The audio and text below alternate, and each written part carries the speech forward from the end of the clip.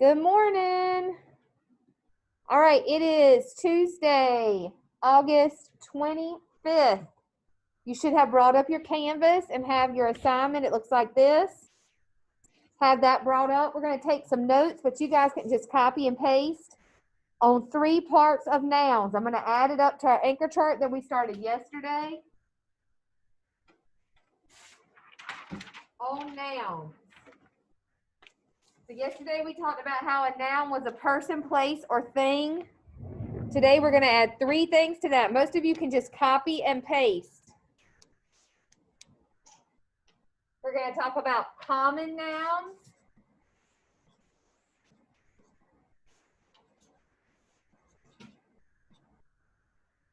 Proper nouns.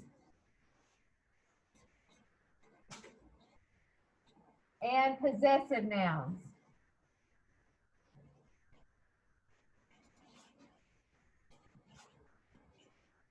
The most important thing about a common noun is it is general and it is not capitalized.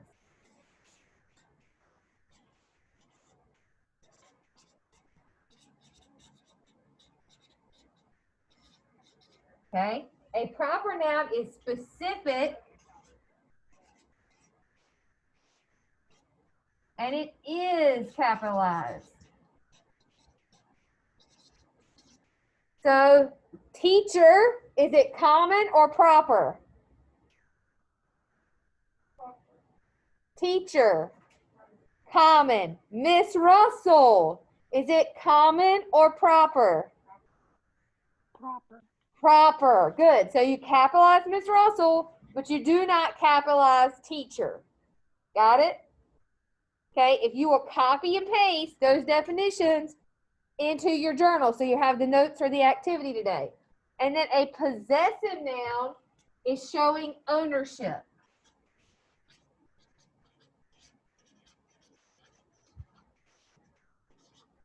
So your activity for today has school, Aiden Middle, Miss Russell's school, North Carolina, Apple, and Battle of Gettysburg. So I would like for you to look right now and copy and paste. And then beside school, you're going to write common, proper, or possessive. Beside Aiden Middle School, you're going to write common, proper, or possessive. Besides Miss Russell's school, you're going to write common, proper, or possessive. Same thing all the way down. Okay? Christian, you're not in my homeroom, baby. You should not be in this class. Who do you have for your 9:30 class is not ELA. You need to look at your schedule and follow your schedule. If you're in my Zoom right now, that means you're missing a class that you're supposed to be in. You're in math right now, Christian.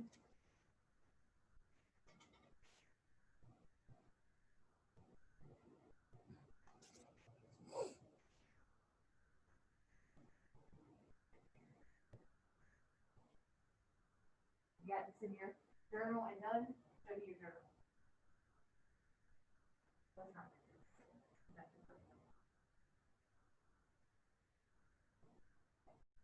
Did you put it under yesterday? What I want you to start doing is doing it on top. Now, guys, I want you to start putting the new bell ringer on the top. So go to yesterday's bell ringer and press Control, Enter, make it go to the next page, type today's. And then tomorrow you'll press Control, Enter. That one will go down and you'll do today. So the most recent I want at the top. Okay? Thumbs up? You understand? Do you understand what I'm saying? Can you say that again? Okay. Control, Enter at the same time is going to bump it down to the next page. All right, let me show you.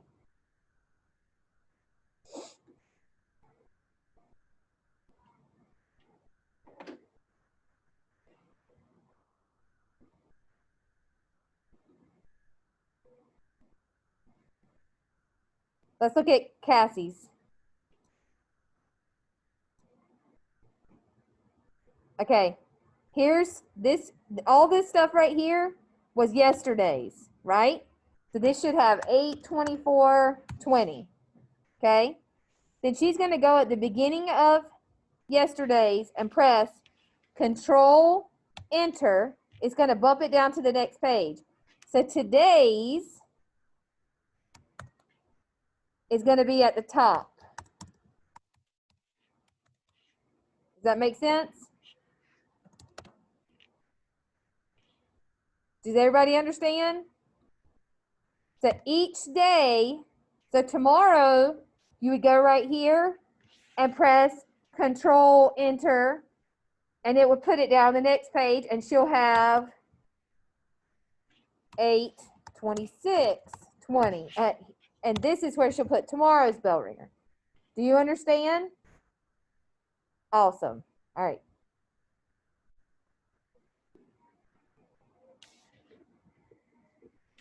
Yes, ma'am. Yes. Yes. Are you on your journal? So this was yesterday. So you're going to press Control Enter to make it go to the next page. This is today's. You're going to go here, highlight all this, copy, paste, and now right here you're going to put common, proper, or possessive.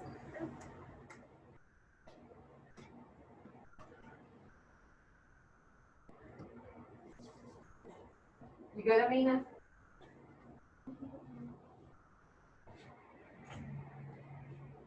You good? Take those headphones off for me.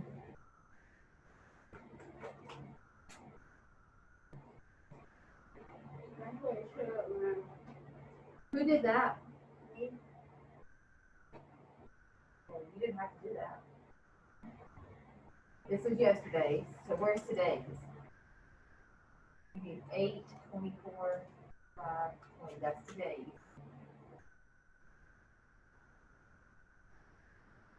So where's your canvas for today's assignment open? You haven't done that? This does not need to be open. Nobody told you to open this. Go to your canvas and open up the assignment for today so you can copy and paste that.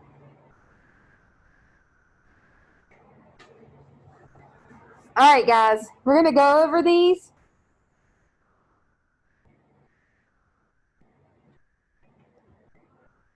All right, number 1, school, common, proper, or possessive? Common. Good. Aiden middle school, common, proper, or possessive? Proper. Proper.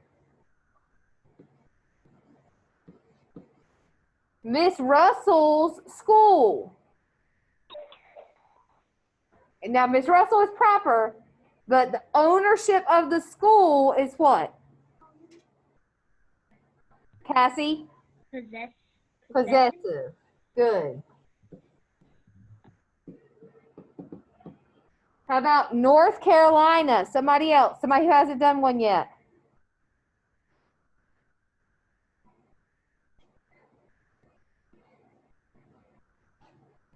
North Carolina, is it common, proper, or possessive?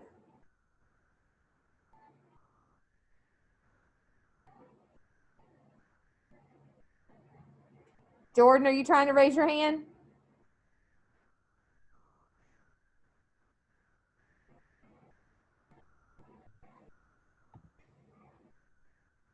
North Carolina, common, proper, or possessive? Is it general, specific, or showing ownership?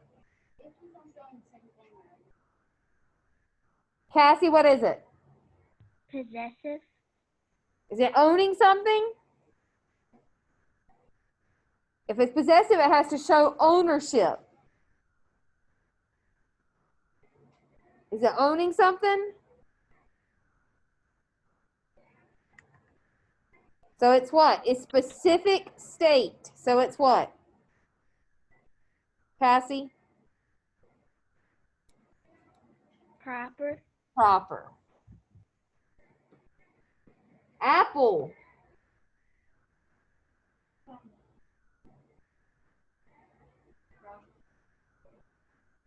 Don't capitalize types of trees. It's common. Battle of Gettysburg. It's a specific battle. If it had just said battle, that's general, that's common. But it says Battle of Gettysburg. It's what? It's a specific battle. It's proper. We'll continue to practice with nouns, okay? All right, let me go see if I can help him, and we're going to move on and talk about context clues. Leave your journal open. We're going to take some notes.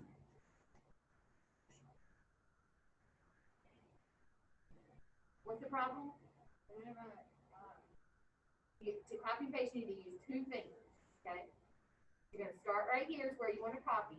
I'm going to hold it with this finger, and I'm going to pull it with this finger all the way down.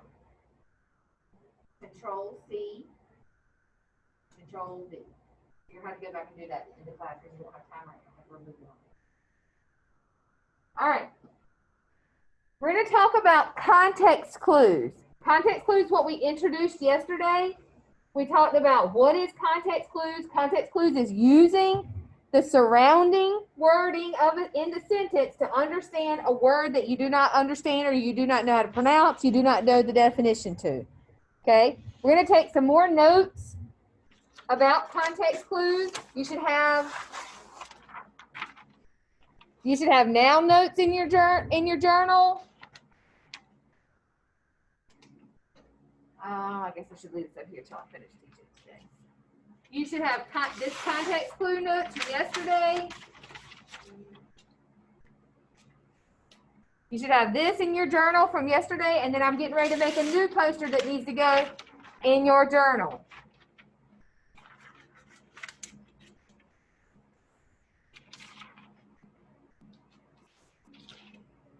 I'm going to teach you my favorite context clue strategy today. This is what I have found in teaching 6th grade for 14 years. This is what I have found to be most effective in helping students answer context clue type questions. If you will use this strategy, it will help you, I promise, okay? This is the #1 Miss Russell strategy in teaching context clues that will help you the most. And it is called plug it in.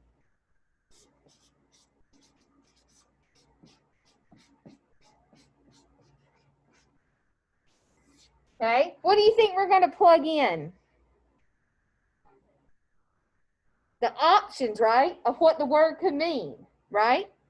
Also, I recommend that you read that sentence with a blank, because if you understand the words around it and the context in which you're talking, then you most likely could figure out what it meant, okay? Maylene, are you with me? Or are you doing something?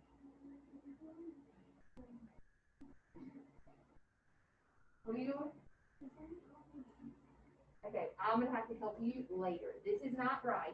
You're not in the right page. #1, this is the wrong document. I don't know why you have this open. That's wrong. Completely wrong. This is wrong. You should not have this open. This is wrong. You should not have that open. You should be right here. This is not even my class. This is my class? Okay. I'm going to have to teach you how to copy and paste, but you're not even in the right document. You're supposed to be in your ELA journal. Your ELA journal is located here.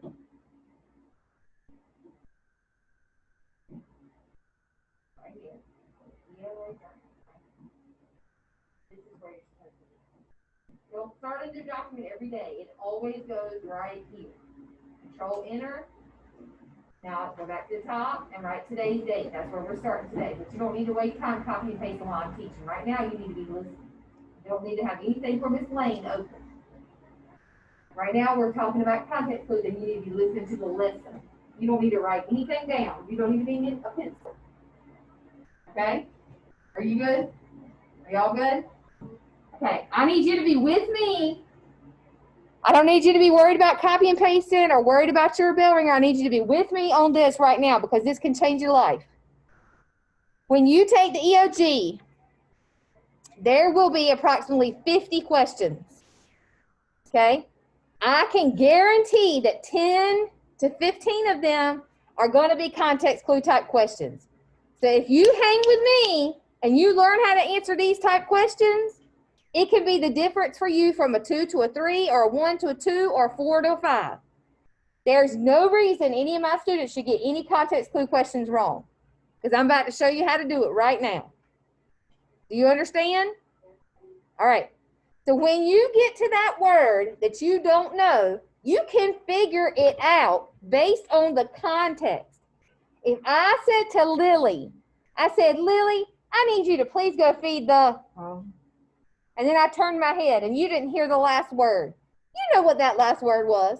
What was the last word? I need you to go feed the, you need to go feed the dog. You can assume, based on the fact that your family has a dog, based on the fact that it's supper time, based on the fact that I said the, you can assume and you can figure out, even though you couldn't hear me, that the last word of that sentence was dog. That's what context clues is. It's based on the circumstance, based on what you're reading, based on everything else that you know, figuring out what that word is. Do not freak out that you don't know how to pronounce that word. That word could be this long and have 27 letters in it, and you have no clue how to pronounce it, and that's fine. You don't need to pronounce it. Read it as if a blank is there. You don't need to know what that word, how to pronounce that word. You just need to figure out what makes sense in that blank. Do you understand? Okay. The plug it in method is what we use. Lily, are you okay? The plug it in method is what we use when we have an A, B, C, D option. Okay. So the sentence says, let's come up with a good unknown word. We're going to come up with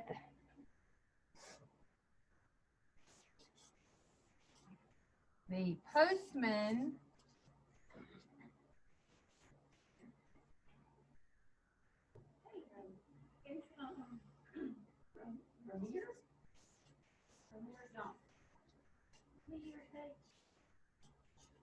I don't know who that, do I know who that is? He's not in my homeroom?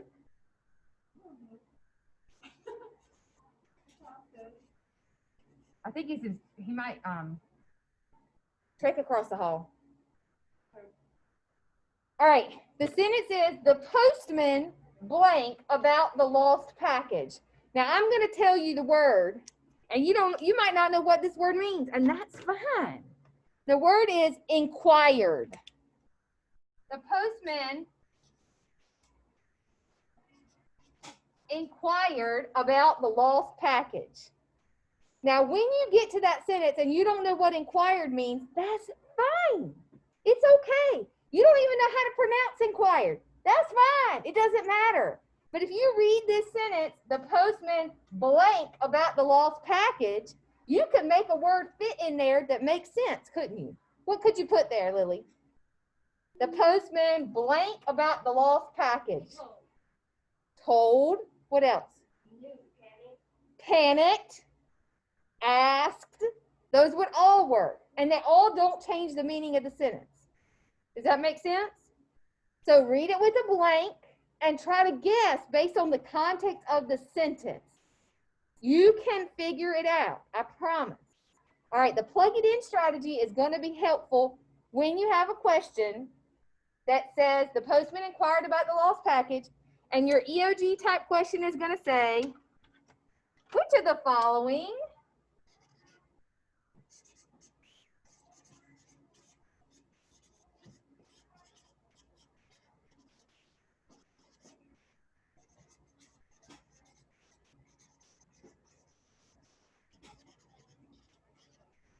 means the same thing as inquired? Well, you guys just told me, and I didn't even give you answer choices. So the answer choices are going to be A, B, C, D. So what you're going to do when you have your answer choices, we said, let's say asked is going to be the correct answer. So I'm going to make that C. What would be wrong? Give me a wrong answer to put in, huh? Cook. The postman took about, okay. Somebody else, something that's wrong. The postman looked about the lost package. One more that's wrong. Maylin? Complained.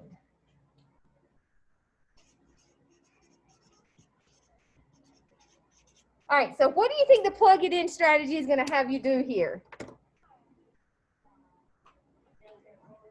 Read this sentence with Cassie.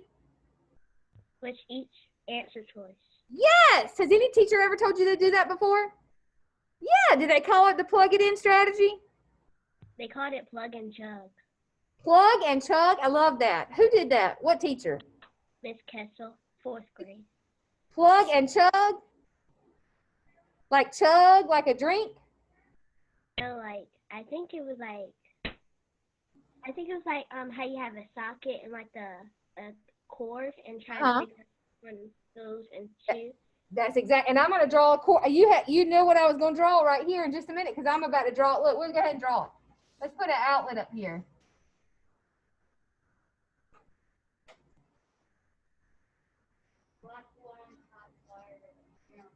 And then what are these going to do?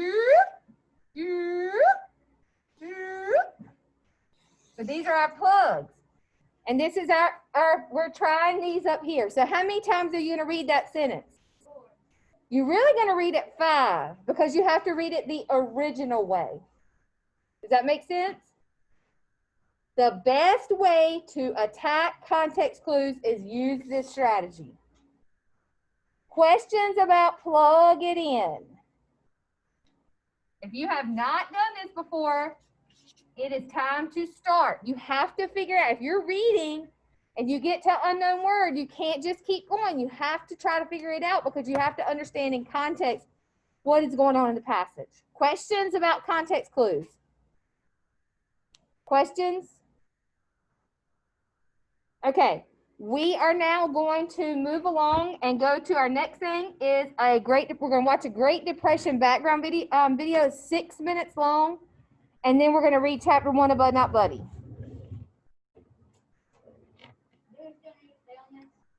You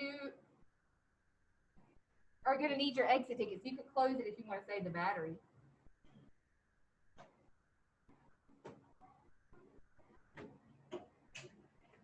You do it every year, but it never gets old. Pack everyone in the causes of the Great Depression. The 1930s saw a prolonged period of economic difficulties known as the Great Depression. What caused the Great Depression? Could it have been prevented? In the 1920s, the United States was becoming the world's leading economic nation. The European nations had been devastated by World War I, and America was prospering. The introduction of electricity to American homes had revolutionized day-to-day life. Electric washing machines, vacuum cleaners, irons, radios, and refrigerators were all in high demand.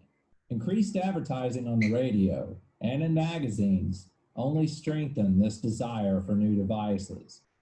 Advertisers were stressing to the American people that they just might be the last family on the block to have the latest, greatest product. Americans found themselves needing items that, just a few years before, did not even exist. Unfortunately for consumers, many of these items were far too expensive for the average person to buy. A family might have to save for years to purchase a washing machine or an automobile. This led to the development of installment buying, or buying on credit.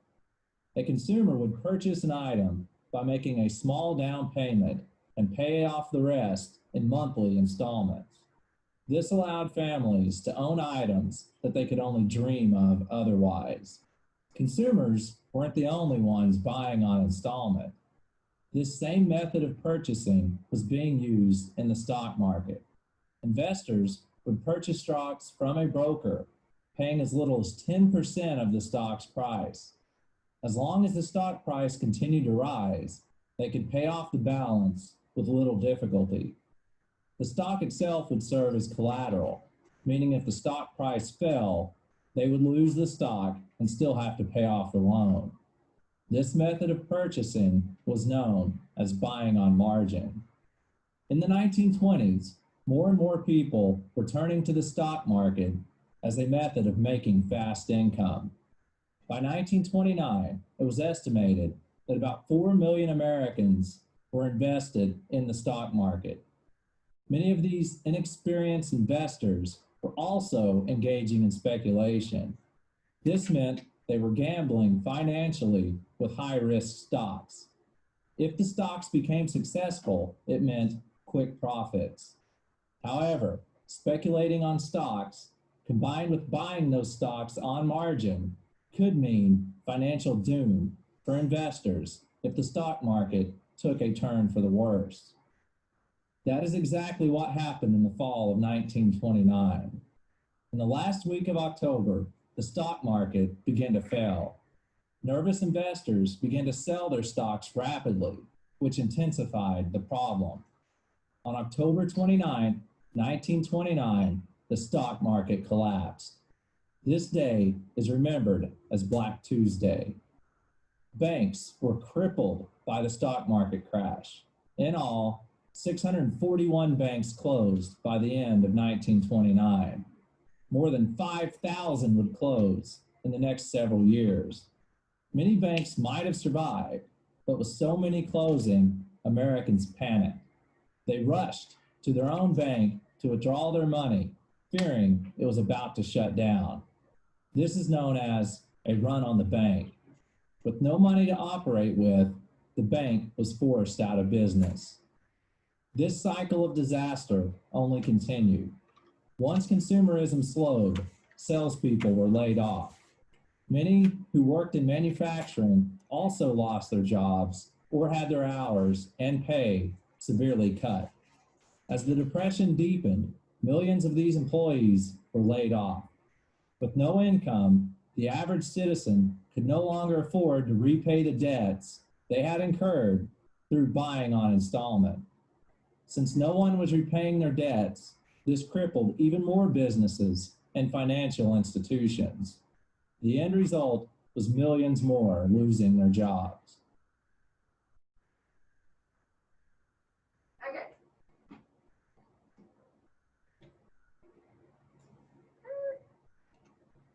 All right, so big takeaways. I wrote on our Christopher Paul Curtis anchor chart from yesterday. The stock market crashed and people were poor. People were very, very poor. It was a very bleak time in American history, okay? People were poor. People didn't have stuff. I have a book up here called Kit's World. If anybody has ever read the American Girl series, Kit Kittredge lives during the Great Depression, and you can see, if you've ever seen that movie, if we have time, we'll watch it. But you can see that people lived very differently than they live today. You can see that there were feed sacks that made clothes. That means that when horse feed or other animal feed came in a bag, they would save that bag and make a dress or shirt. Okay? People were very poor. Life was very different than it is today. And you need to have that in the back of your mind as we begin Bud Not Buddy, because Bud lives during this time. His life is very different than your life.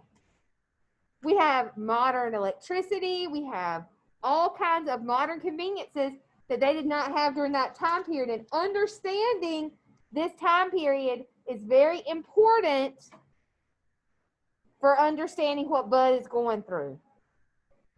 Okay? People were very poor. Life was very different than it is today. This is talking about families traveling on the road.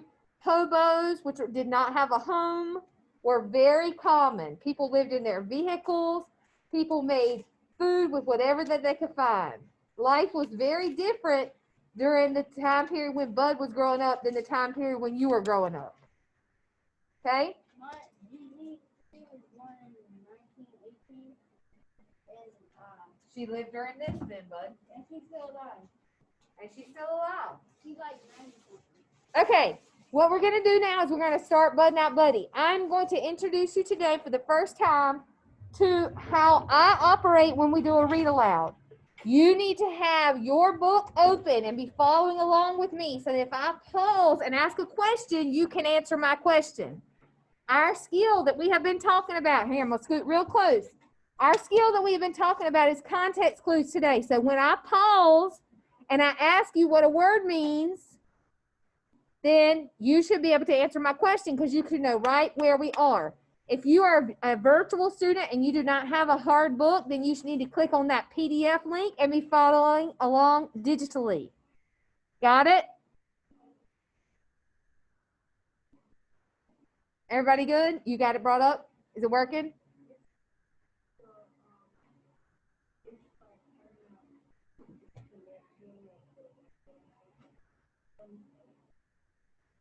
I'm sorry. Did you get to work? Okay. Did the PDF work? Okay.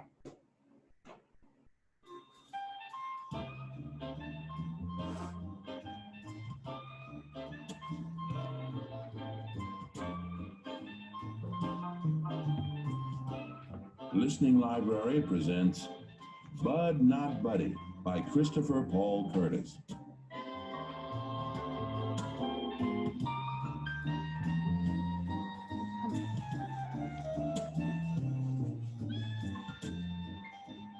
Chapter 1.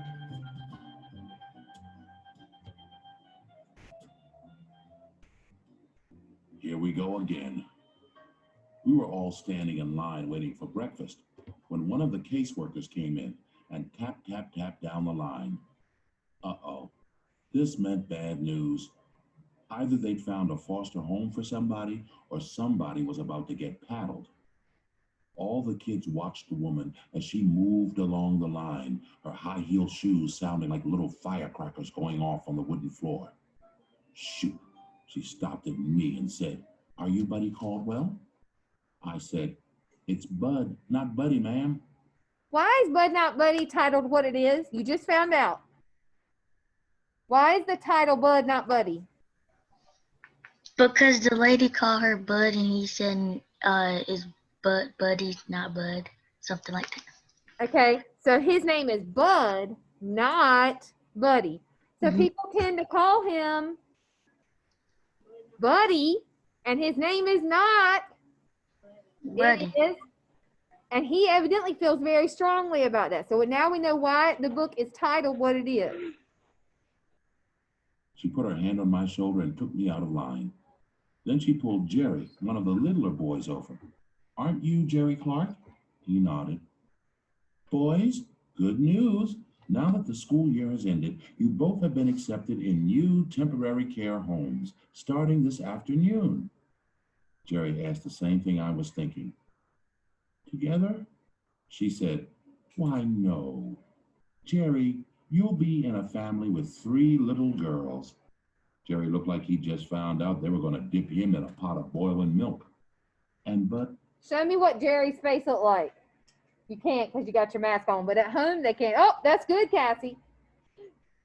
His face looked like it looked like they were about to dip him in a pot of boiling milk. So it was a shocked face, wasn't it? He was shocked. He didn't know how he felt about that.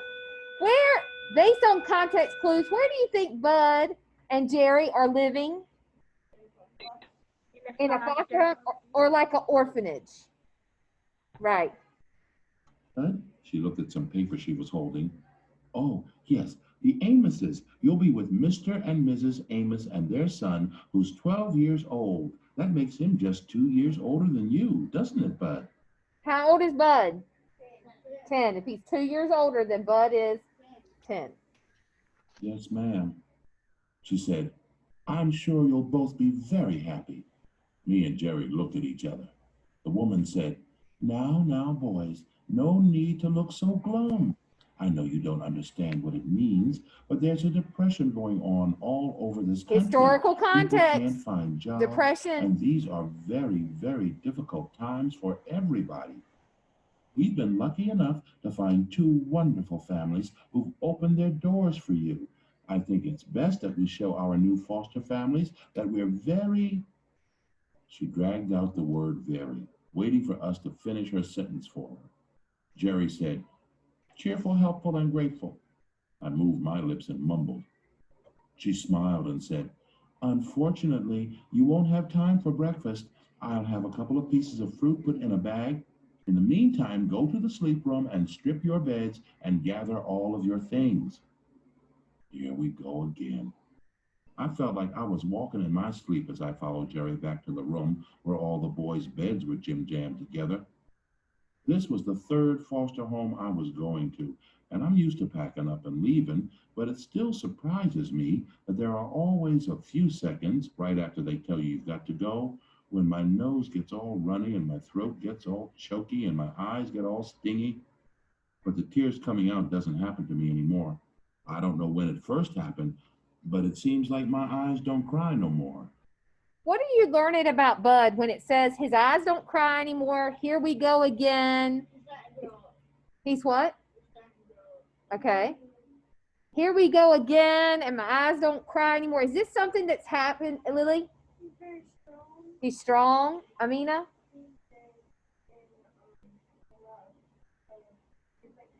Yes. He's done this before, right? This is not his first rodeo. This is something that he has experienced before, and he evidently had ended up back at the orphanage. So was it a good situation before? No. Jerry sat on his bed, and I could tell that he was losing the fight not to cry. Tears were popping out of his eyes and slipping down his cheeks. I sat down next to him and said, I know, being in a house with 3 girls sounds terrible, Jerry, but it's a lot better than being with a boy who's a couple of years older than you. I'm the one who's going to have problems. An older boy is going to want to fight, but those little girls are going to treat you real good. They're going to treat you like some kind of special pet or something. Jerry said, you really think so? I said, I'd trade you in a minute. The worst thing that's going to happen to you is that they're going to make you play house a lot. They'll probably make you be the baby and will hug you and do this kind of junk to you. I tickled Jerry under his chin and said, Gaga goo goo baby baby. Jerry couldn't help but smile. I said, you're going to be great. Jerry looked like he wasn't so scared anymore, so I went over to my bed and started getting ready. Even though it was me who was in a lot of trouble, I couldn't help but feel sorry for Jerry. I mean, not only because he was going to have to live around 3 girls, but also because being 6 is a real rough age to be at. Most folks think you start to be a real adult when you're 15 or 16 years old, but that's not true. It really starts when you're around 6. It's at 6 that grown folks don't think you're a cute little kid anymore. They talk to you and expect that you understand everything they mean.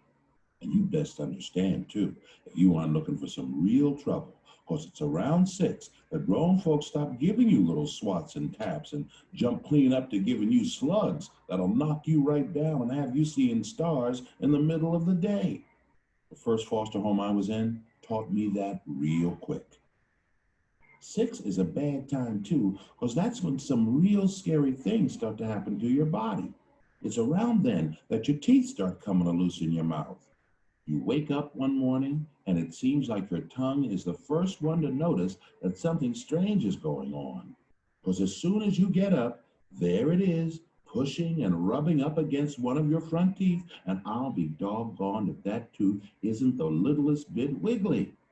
Now, at first you think it's kind of funny, but the tooth keeps getting looser and looser, and one day, in the middle of pushing the tooth back and forth and squinching your eyes shut, you pull it clean out. It's the scariest thing you can think of, because you lose control of your tongue at the same time, and no matter how hard you try to stop it, it won't leave the new hole in your mouth alone. It keeps digging around in the spot where that tooth used to be. You tell some adult about what's happening, but all they do is say, it's normal. Well, you can't be too sure, though, because it shakes you up a whole lot more than grown folks think it does when perfectly good parts of your body commence to loosening up and falling off of you. Unless you're as stupid as a lamppost, you gotta wonder what's coming off next. Your arm, your leg, your neck. Every morning when you wake up, it seems a lot of your parts aren't stuck on as good as they used to be. 6 is real tough. That's how old I was when I came to live here in the home. That's how old I was when Mama died. All right, we just had this whole commercial that lasted like 2 pages that was talking about the age of 6.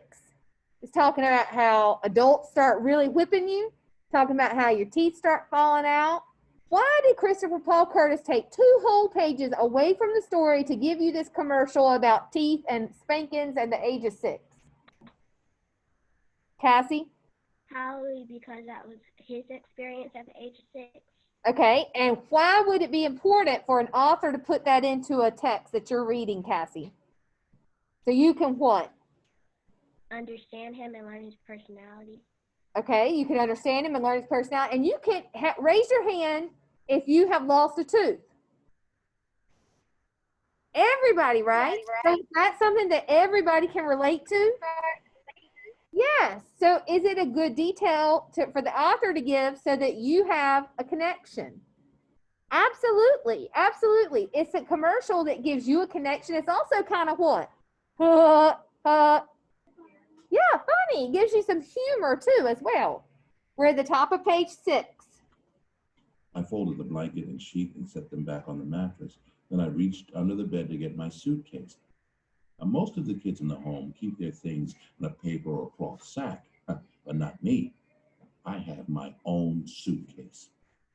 I set it on the mattress and untied the Pay attention to the suitcase. We're going to do an activity Friday with the suitcase, and you're going to need to understand the importance of the suitcase for Bud. twine that held it together. I did what I do every night before I go to sleep. I checked to make sure everything was there. The way there are more and more kids coming into the home every day, I had to make sure no one had run off with any of my things. First, I pulled my blanket out and saw that everything was where it was supposed to be. At the bottom of my suitcase were the flyers. I took the blue flyer out and looked at it again. The paper was starting to wear out from me looking at it so much, but I liked checking to see if there was anything I hadn't noticed before. It was like something was telling me there was a message from me on this flyer, but I didn't have the decoder ring to read what it was. What's a decoder ring? Use context clues. It was like something was telling me there was a message for me on the flyer, but I didn't have the blank to read what it was. Lily? Good eyes. A device. It's some kind of device. It's actually a thing that turns, that tells you like this symbol means this and this symbol means that. That would be a decoder ring. But like you said, a device. And you don't even need to know. You don't even need to be able to picture it. You just need to know that it's something that helps them to understand something else. Across the top of the flyer, written in big black letters, were the words limited engagement. Then in little letters, it said, direct from an SRO engagement in New York City. Underneath that, in big letters again, it said, Herman E. Calloway and the Dusky Devastators of the Depression. Those 6 exclamation points made it seem like this was the most important news anyone could think of. Seems like you'd have to be really great to deserve all those exclamation points, all stacked up in a row like that. Next, the paper said, Masters of the New Jazz. Then, in the middle of the flyer was a blurry picture of the man I have a real good suspicion about. I've never met him, but I have a pretty good feeling that this guy must be my father. In the picture, he's standing there. So does Bud know who his father is? No, he thinks this person in this flyer might be his dad, but he's not sure. Next to a giant fiddle that's taller than him. It looks like it's... What's a giant fiddle that's taller than him? A giant fiddle that's taller. Think about musical instruments. Amina? What's it called? It looks like a fiddle. It looks like a violin, but it's taller than a person. Dyson? Not a cello, bigger. Bigger than a cello. Taller than a cello, but still looks like a cello. Do you know what it's called? Harp. It's called a bass. It's called a bass. But cello was the right track. Good. Real heavy, because he's leaning up against it trying to hold it up. He looks like he's been doing this for a long time, and he must be tired because he has a droopy, dreamy look on his face. There are two men beside him, one playing drums and the other one blowing a horn. It wasn't hard to see what the guy who must be my father was like just by looking at his picture. You could tell he was a real quiet, real friendly and smart man. He had one of those kind of faces. Underneath the picture, someone had writ with a black fountain pen, "One night only in Flint, Michigan, at the luxurious 50 grand on Saturday, June 16th, 1932, 9 until question mark." I remember Mama bringing this flyer with her when she came from working one day.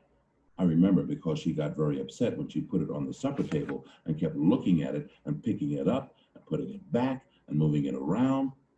I was only 6 then and couldn't understand why this one got her so upset. She kept 4 others that were a lot like it in her dressing table, but this one really got her jumpy. The only difference I could see between the blue one and the others was that the others didn't say anything about Flint on them. I remember this blue one too, because it wasn't too long after she brought it home that I knocked on Mama's bedroom door, then found her. I put the blue flyer back in the... What do you think he's alluding to there? He found her what? Yeah, where she had passed away. Suitcase with the 4 older ones and put everything back in its place.